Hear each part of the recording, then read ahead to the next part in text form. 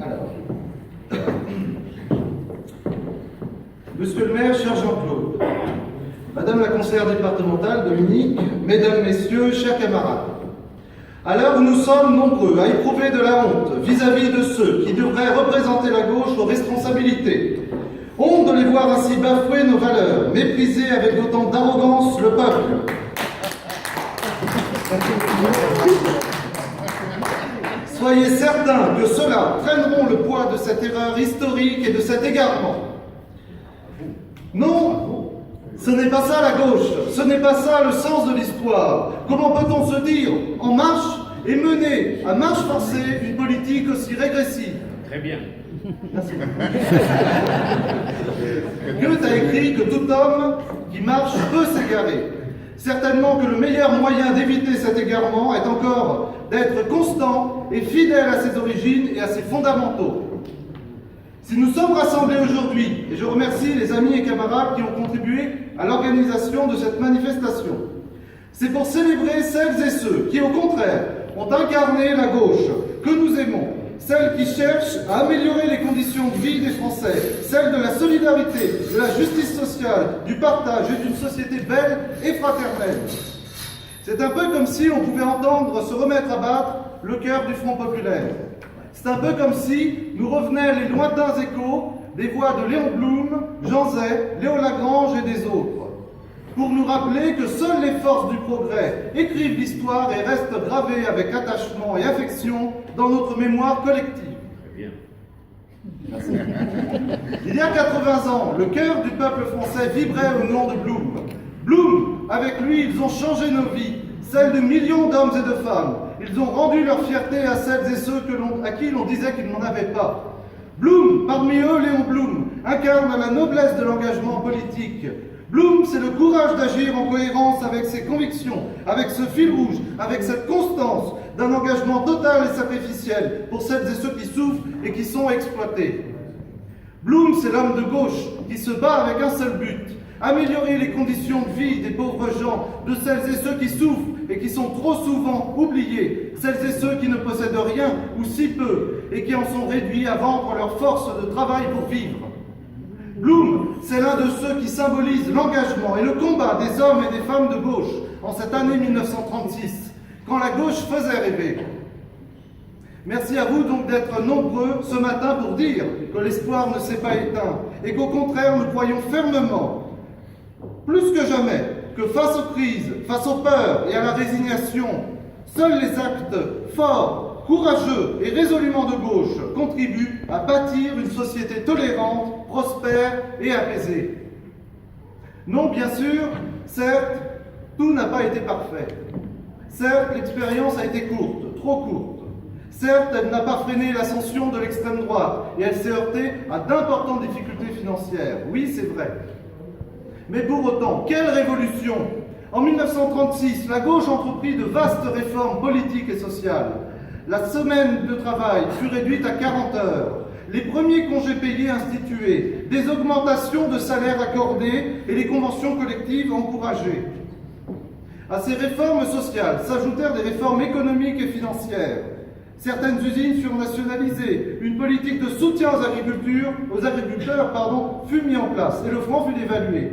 Léon Blum parlait d'embellie dans les vies difficiles.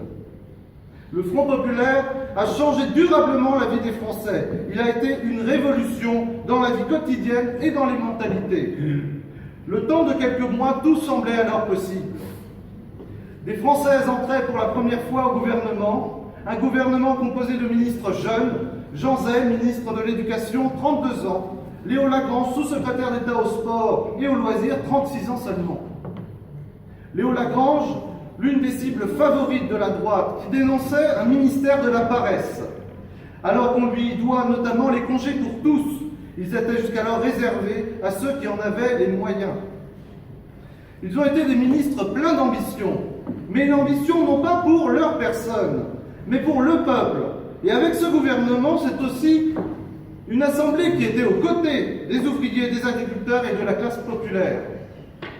Et pourtant, l'époque était inquiétante, tumultueuse et agitée. Il en fallait donc du courage pour engager de grandes mesures impliquant forcément des oppositions féroces. Le gouvernement se heurta à une série de difficultés économiques, politiques et extérieures qui conduisirent Léon Blum à démissionner en juin 1937. Face à la crise économique sans précédent des années 30, marquée par le chômage et par les tensions sociales, le Front populaire a essuyé d'innombrables attaques d'une violence sans comparaison.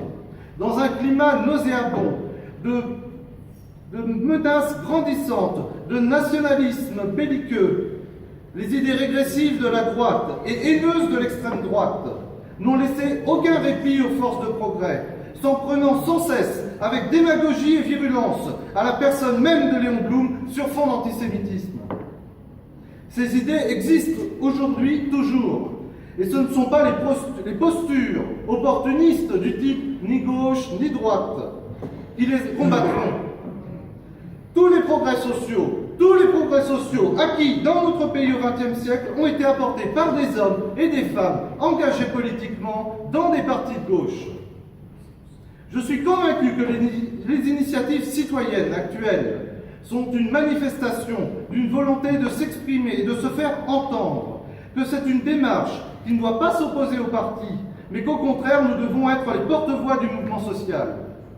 À ce titre, je suis fier qu'ici, à Creil, les militants de gauche aient l'intelligence de travailler ensemble pour mener une vraie politique sociale et solidaire. Déjà en 1936, les Creillois ont contribué à l'histoire du Front populaire. Ils en ont été des acteurs. À l'Assemblée, le visage de Creil et de ses ouvriers portait le nom de Jean Biondi. Voilà un député fermement de gauche, résolument engagé auprès des citoyens pour les défendre. Au cours de son mandat, il se préoccupa notamment de la durée de travail des enseignants des écoles techniques ou encore des salaires des cheminots. Son combat, c'était celui du Front populaire. Jean Biondi, député socialiste, creillois, homme de gauche, qui fut en juillet 1940 parmi les 80 parlementaires qui refusèrent de donner les pleins pouvoirs à Pétain. Je pense, comme l'a dit le poète Jacques Lacarrière, que les feuilles sont l'espoir des racines. 80 ans après le Front populaire, les Creillois sont toujours autant attachés à ces valeurs humaines et sociales. 80 ans après, avec Jean-Claude Villemain et avec vous, avec toute la gauche creilloise, nous pouvons être fiers de faire vivre cette tradition d'une ville solidaire, une ville qui donne les moyens à toutes et tous.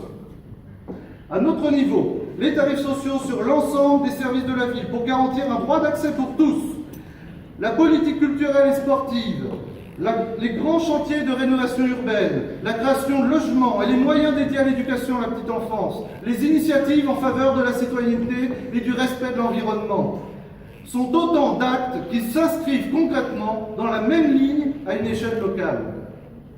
Alors, en posant une plaque en hommage à Léon Blum, il ne s'agit pas d'une idolâtrie ou d'un culte de la personnalité à un homme. Il s'agit au-delà de témoigner notre admiration, notre respect au courage politique, aux actes et aux valeurs pour lesquels se sont battus des hommes et des femmes de gauche dont il fut un des symboles. Si nous évoquons le passé, ce n'est pas par nostalgie, c'est simplement un signe de continuité et de cohérence, une conviction ferme et ancienne. Plus que jamais, nous devons avoir l'audace, avoir le courage d'affirmer et de porter nos valeurs. Plus que jamais, nous devons avoir foi en l'humain et aussi en la jeunesse. Si nous avons l'intelligence de travailler ensemble dans l'intérêt de tous, si nous avons le courage de défendre des actes forts et concrets pour créer une société plus juste, plus fraternelle et de les appliquer une fois en responsabilité, alors, pour reprendre les mots de Paul Vaillant-Couturier, nous ferons se lever le jour. Je vous remercie.